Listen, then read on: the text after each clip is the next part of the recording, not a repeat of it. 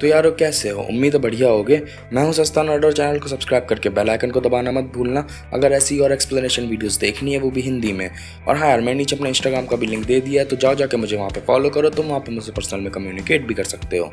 अब फटाफट बिना किसी देरी के वीडियो को शुरू कर लेते हैं। तो एपिसोड की शुरुआत में येलिंग के मुर्दों की पहाड़ियाँ दिखाई जाती हैं, जहाँ पर बहुत सारे पक्षी उड़कर कहीं पे भाग रहे होते हैं। तभी वहाँ पे कोई बांस की एक शाखा को तोड़ लेता है और फिर उसके बाद सीन शिफ्ट हो जाता है। फिर इधर सनशॉट कैंपेन की शुरुआत तो बहुत अच्छी हुई होती है, जिसमें नाई क्लैन, जिन क्लैन, जियांग क्लैन और लान क्लैन ने मिलकर 8000 से ज़्यादा कल्टीवेटर्स की एक सेना बनाकर उसको कुशान की तरफ ले जा रहे होते हैं। रास्ते में जितने छोटे छोटे क्लैन्स होते हैं उनको वैन क्लैन के चंगुल से छुड़ाते हुए वो लोग इस उम्मीद में होते हैं कि वो नाइटलेस सिटी पे कब्जा कर लेंगे, पर उनकी सेना इतनी कमज़ोर होती है कि वैन रोहान उनकी सेना को बिल्कुल बेकार घोषित कर देता है और अपनी सेना भेज देता है इस उम्मीद में कि इस बगावत को बहुत ही जल्दी कुचल दिया जाएगा। लांगयान जगह जिन क्लैन की एक के बाद एक युद्ध हार रही होती है। जियांग चांग के पास एक बहुत ही छोटी सी टुकड़ी होती है सेना की, और लान छान ने जिंगशू जगह की निगरानी और भी ज़्यादा बढ़ा दी होती है ताकि जियांग क्लैन की इस जगह को बचाया जा सके। उधर झीजियान में नाई क्लैन ने कब्जा कर लिया होता है, जो कि वैन क्लैन की जगह होती है। वैन जू वैन रोहान के सबसे बड़े बेटे का सर काट दिया गया होता है, वो भी नाई क्लैन के लीडर के खुद के हाथों द्वारा, जिससे सारे क्लैनों का मनोबल तो बढ़ता है, पर वैन रोहन बहुत ज़्यादा गुस्सा हो जाता है, सिर्फ उसके बेटे की मौत की वजह से नहीं, बल्कि ये वैन क्लैन की एक बहुत बड़ी बेइज्जती भी होती है। और फिर उसके बाद सीन शिफ्ट हो जाता है। फिर इधर वैन निंग की ऑफिसर बहन बहुत ज़्यादा भड़क रही होती है, क्योंकि वैन रोहान ने खत भेजा होता है जिसमें उसने आदेश किया होता है कि सारे वैन क्लैन्स की ब्रांचों को युद्ध में लड़ना पड़ेगा, वरना उनको सज़ा दी जाएगी, वो भी बहुत ही कड़ी। इस पे वैन निंग उससे पूछता है कि क्या हम लोग भी युद्ध लड़ेंगे, जिस पे वो बोलती है कि नहीं, क्योंकि हम वैन क्लैन का नाम तो रखते हैं, पर हम वैन क्लैन की एक ऐसी ब्रांच है जो कि सिर्फ दवाइयों वगैरह काम करते हैं और हम लोग सिर्फ लोगों के घाव भरते हैं, हम लोग सिर्फ हीलर हैं, हम लोग युद्ध नहीं लड़ते हैं।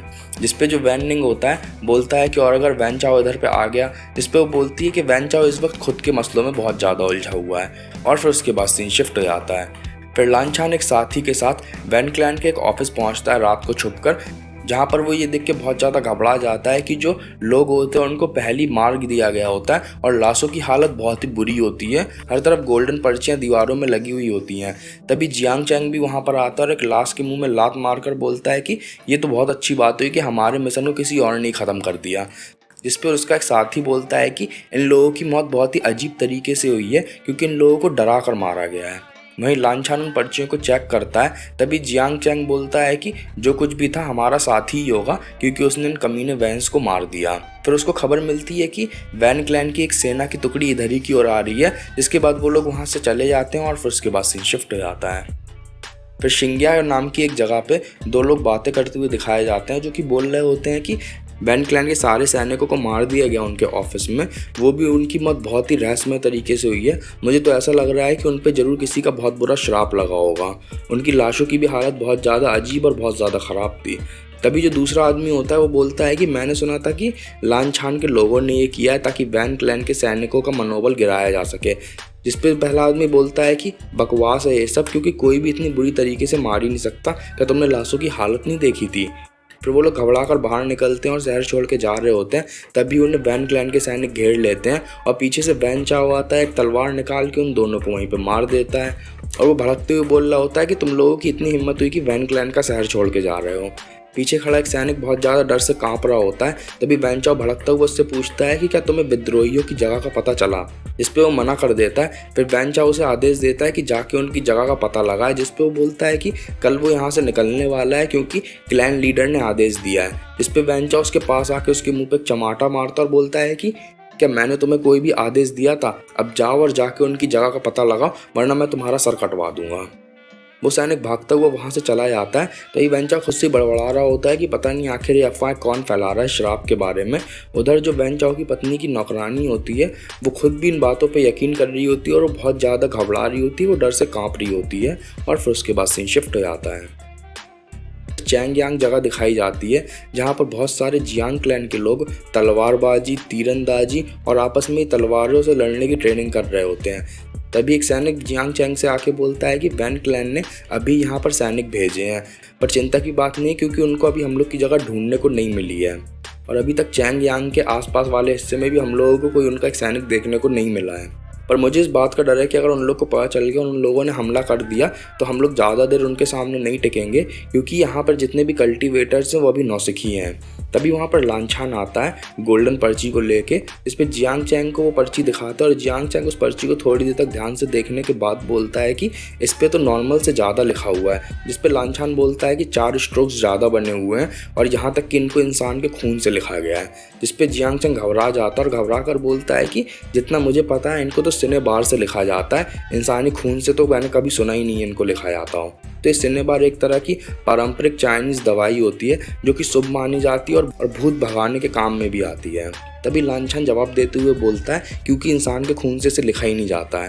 तभी जियांग चैंग और जांच पड़ताल करने के बाद बोलता है कि ये तलिस्मानी तो शैतानी है और ऐसा लग रहा है ये नॉर्मल से बिल्कुल। तभी लांछान उसकी बात पूरी कर देता है कि ये नॉर्मल से बिल्कुल उल्टा काम करता है, ये भूत भगाने का नहीं भूत बुलाने का काम करता है, बुरी शक्तियों को बुलाता है। तभी जियांग चैंग घबराकर उससे पूछता है कि ऐसा तो कोई भी कल्टीवेशन क्लैन नहीं है शायद जो कि डेमोनिक कल्टीवेशन सिखाता हो। जिस पे लांछान उसे बोलता है कि हाँ ऐसा कोई भी कल्टीवेशन क्लैन नहीं करता है और मैंने वैन क्लैन का वो ऑफिस चेक किया था जहाँ पर ऐसे 3 पर्चियाँ लगी हुई थी और ये सारी की सारी पर्चियाँ एक ही शख्स ने बनाई हैं। फिर लांछान वहाँ से जाने लगता है। तभी जियांग चैंग खुश होते हुए बोलता है कि उन कमीने वेंस को ये मान रही है शक्ति, उससे ज़्यादा अच्छी बात क्या हो सकती है, उन्हें जितनी बुरी तरह मारे उतना अच्छा। इस पर लांछान हल्का भड़कता है। तभी वहाँ पर एक लान क्लैन का सैनिक आता है और बताता है कि मैडम यान ली को सही सलामत शूशान पहुँचा दिया गया है। इस पे जियांग चैंग भावुक होकर भागते हुए वहाँ से बाहर चला जाता है और फिर वो यान ली से मिलने जाता है। दोनों आपस में गले रख के रोते हैं, जिसके बाद जियांग चैंग यान ली को जियांग फुंग में और मिसेस ली की निशानियाँ दिखाता है। फिर वो निशानियों को देखकर भावुक होकर रोने लगती है। फिर जियांग चैंग बोलता है कि मैं लोटस पार शहर को जरूर वापस ले लूँगा, उन कमीने वैंस से अपने माँ बाप की मौत का बदला जरूर लूँगा। इस पे वो बताता है कि वो जब पहाड़ी से नीचे आया था, वापस आने के बाद उसने विवुशियान को बहुत ज़्यादा ढूंढने की कोशिश करी। वो आसपास के जंगल में भी उसने उसको ढूंढा पर उसे वहाँ पर भी उसका कोई निशान नहीं मिला, जिसके बाद उसे लगा कि उसे वेंस लोगों ने पकड़ लिया होगा। तो उसने लोटस पायर में जाके उनके ऑफिस में भी ढूंढा पर वहाँ पर भी उसे उसका कोई भी निशान नहीं मिला। फिर वो बोलता है कहीं ऐसा तो नहीं है कि वो। तभी यान ली भावुक होकर उसे रोक देती है और उससे बोलती है कि कुछ भी खुद से मत सोचो, वो जहाँ पे भी होगा सही सलामती होगा, और फिर उसके बाद सीन शिफ्ट हो जाता है। उधर दूर पहाड़ी के ऊपर छुपकर उन लोगों को वैन क्लैन का एक खबरी देख रहा होता है और फिर वो वहाँ से जाने लगता है। तभी उस पर जियांग क्लैन और लान क्लैन के सैनिक मिलकर हमला कर देते हैं। वो एक तीर से बच जाता है और वहाँ से भागने लगता है। तभी एक सैनिक पीछे से उसकी छाती की तलवार आर पार घुसेड़ देता है। मरने से थोड़ी देर पहले वो आसमान में वैन क्लैन का निशान छोड़ देता है और फिर उसके बाद लांछान, जियांग चैंग और यान ली सब घबरा कर उस इंसान को देखते हैं और फिर उसके बाद सीन शिफ्ट हो जाता है। फिर इधर एक घर में वैन चाओ बैठा होता है और इस बात पे भड़क रहा होता है कि वैन जू ने मरा तो मरा पर पूरे क्लैन की बेइज्जती भी करवा दी। तभी वैन चाओ की पत्नी की जो नौकरानी होती है वहाँ उसको चाय परोस रही होती है और घबराहट के मारे उसका ध्यान कहीं और होता है, तो जो चाय होती है वहीं की वहीं पूरी फैल जाती है।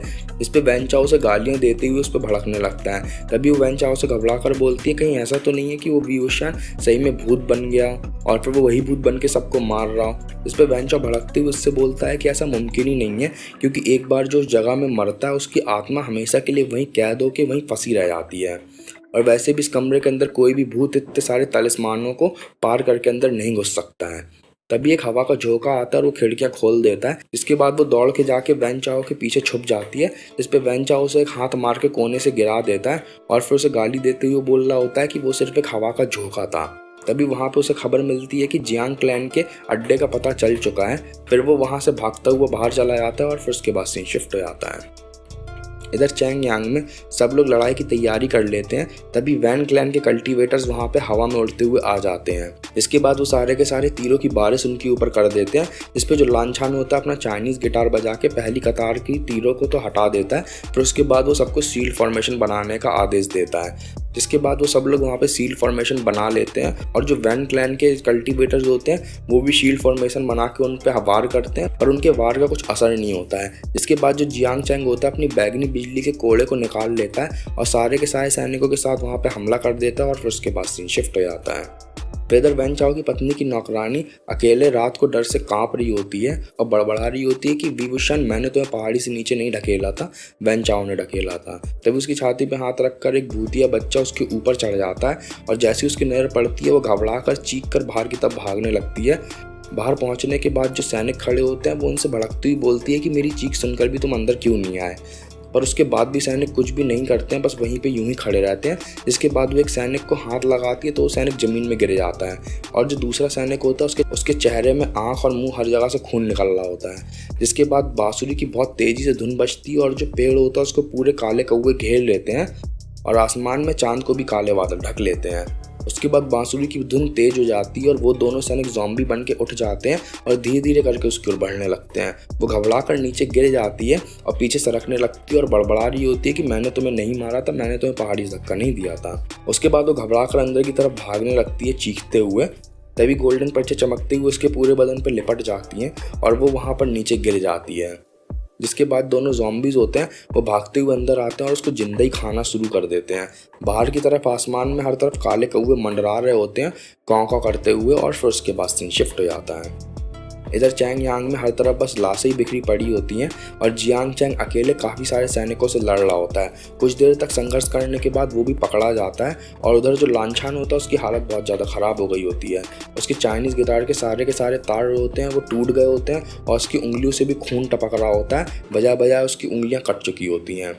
फिर भी उसके पास जैसी एक सैनिकों की टुकड़ी आने की कोशिश करती है वो अपना चाइनीज़ गिटार बजाता है और उसके बाद भी उन पर हमला करने की कोशिश करता है। तभी वहाँ पर वेंचाओ आ जाता है और बोलता है कि इतनी मेहनत मत करो, वैसे ही मैं तुम दोनों को ही वी बुशियान के पास भेजने वाला हूँ नर्क में, उसको इतना ज़्यादा इंतजार मत कराओ। इस पे जियांग चैंग भड़कते हुए उससे पूछता है कि तुमने उसके साथ क्या किया। जिसके बाद वो बोलता है कि क्या तुम लोगों ने उसको ढूंढने की कोशिश करी थी, उसके दौरान तुम लोगों को अंदाज़ा नहीं लगा, मैंने उसको येलिंग की मुर्दों की पहाड़ियों में फेंक दिया था। इसके बाद लांछन बहुत ज़्यादा भड़क जाता है और उछल के उसके ऊपर हमला करता है पर वैंग जूली उसका वार बेअसर कर देता है और उसके बगल में जियांग चैंग को भी बैठा देते हैं और सारे के सारे सैनिक तलवार उनके ऊपर करके उन्हें घेर लेते हैं। फिर उसके बाद आसमान की तरफ से बहुत सारे कौवों का झुंड उड़ता हुआ उनकी ओर आता है। वो पूरा का पूरा जो आसमान होता है वो कौवे घेर लेते हैं। जिसके बाद सब लोग वहाँ पर बहुत ज़्यादा घबरा जाते हैं। तभी बांसुरी की बहुत ज़ोर ज़ोर से बजने की आवाज़ आती है। जिसके बाद जो आग होती है वहाँ पे और भी तेज़ हो जाती है और आग की लपटें हरे रंग की हो जाती हैं। जिसके बाद बैन क्लैन के जितने भी सैनिक होते हैं वो ज़ॉम्बीज़ बनकर वहीं पे खड़े हो जाते हैं और फिर हम लोगों को दूर से बांसुरी बजाता हुआ एक शख्स दिखाया जाता है और फिर उसके बाद एपिसोड ख़त्म हो जाता है। खैर, तो आज की वीडियो में इतने। अगर वीडियो अच्छी लगी तो वीडियो को लाइक करो, इस वीडियो को जरूर से अपने दोस्तों के साथ शेयर करो और चैनल को सब्सक्राइब करके बेल आइकन को दबाना बिल्कुल मत भूलना। राइट वाली विंडो पे टैप करो अगर इस सीरीज़ की पूरी प्लेलिस्ट देखनी है और लेफ्ट वाली विंडो पे टैप करो अगर अगला एपिसोड देखना है। मैं मिलता हूँ तुमसे अगली वीडियो में, तब तक के लिए गुड बाय।